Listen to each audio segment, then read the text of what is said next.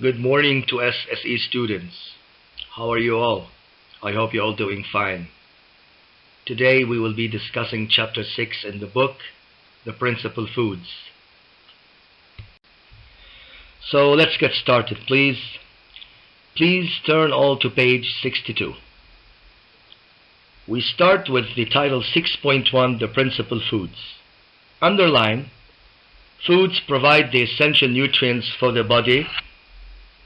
Certain foods are rich in proteins such as meat and milk. Others are rich in carbohydrates such as fruits and vegetables. And others are rich in lipids such as oils and fats. I think this paragraph is very well understood, that the meat and the milk are extremely rich in proteins, and the carbohydrates are found in large amounts in fruits and vegetables, and of course lipids are extremely rich in oils and fats. Part A, cereals. We need to underline, they are the most important source of food for humans and animals as they are rich in carbohydrates. The most important cereals are wheat, rice, and corn.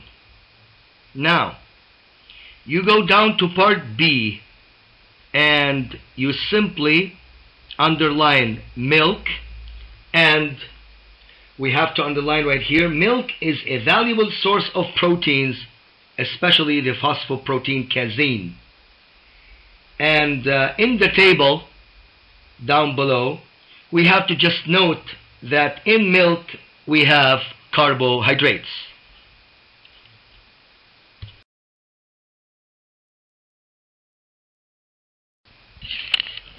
Now let's turn to page 63, please. Cheese. Cheese is prepared from milk by precipitating the milk protein casein by adding rennet, which lowers the pH of milk and coagulates the protein and filtering the liquid out. This is the way the cheese is prepared. Now, the table here, you don't need to memorize any of it, but I just want to point out that in cheese we have 0 carbohydrates, while in milk we do have a substantial amount of carbohydrates. Now, number 3, yogurt. Yogurt is the product of fermentation of milk by using pure culture bacteria. Lactose is converted into lactic acid, which together with a variety of minor products is responsible for the sour taste of yogurt. Since it is made from milk, the composition of yogurt is similar to milk. Number 4, that's an important paragraph. It's the lactose intolerance. Lactose is found only in milk. It is hydrolyzed in the presence of the enzyme lactase to give glucose and galactose. For many people, the digestion of absorption of lactose is a problem. This problem called lactose intolerance. It is a condition in which the people lack the enzyme. Deficiency of lactase can be caused by a genetic defect, by physiological decline with age, or by injuries to the mucosa lining the intestines. When lactose molecules remain in the intestine undigested, they attract water, causing fullness, nausea, and diarrhea.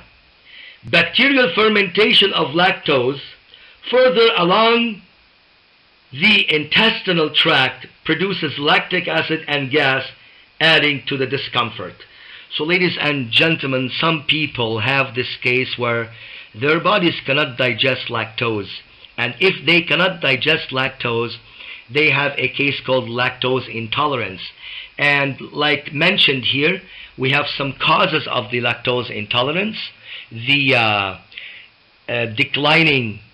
physiological declining with age. It means that when people just simply get old, or injuries to the mucosa lining the intestines. For example, if someone just gets involved in an accident and something happens to his intestines, which simply can damage the lining of the intestines, so that would just simply cause the lactose intolerance to simply be a problem with this person.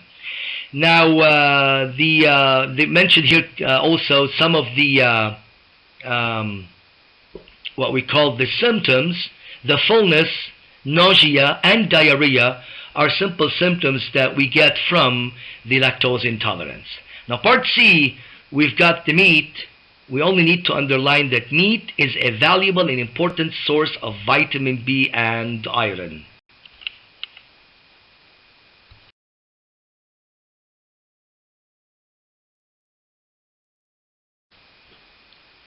Page 64, the part D, the eggs, all we need to know is just the title. So eggs has got to be underlined, which is considered a principal food as well. Now let's go down to part E, fatty substances. We need to underline. In the previous chapter, the properties and composition of fatty substances were discussed. That is the chapter that we dealt with the discussion of fats and lipids. Rancidity of lipids, or in other words, the oxidation of lipids, we need to underline. Oxidation of the unsaturated components of lipids, unsaturated means that we're dealing with the double bonds, results in the formation of a variety of low molecular mass volatile compounds such as aldehydes, ketones, and carboxylic acids, which cause the unpleasant taste and objectionable odors. So in other words, when the fats are subjected to rancidity or to oxidation, nasty substances come out, and those are the things that are not very welcome inside the human body. Part F, vegetal proteins, cereals, soya beans, fava beans, and peanuts, and potatoes are important sources of low-cost proteins. Soya beans are particularly rich in proteins. They are also rich in lipids.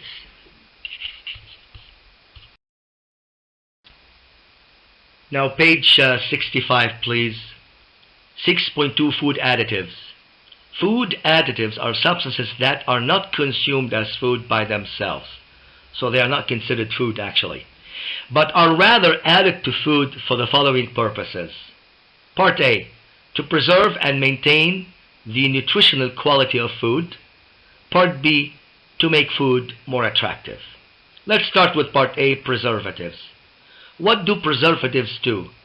They prevent or reduce the growth of microorganisms in food.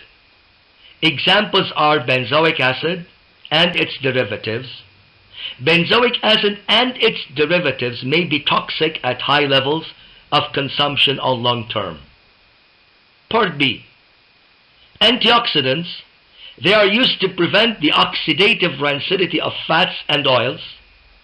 They are natural antioxidants such as vitamin E and vitamin C. Those are natural. And artificial antioxidants such as BHA. Now the BHA, because they are artificial antioxidants, they have some side effects if they are simply taken in large amounts. The side effects are they may cause tumors.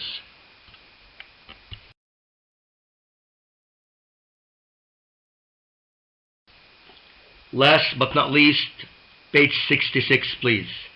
Part C, sweeteners.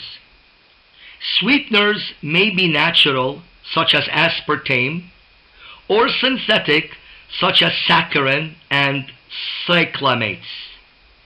Now we need to note here that sweeteners are not sugar. They are not carbohydrates. They simply have a sweet taste, but they are not sugars.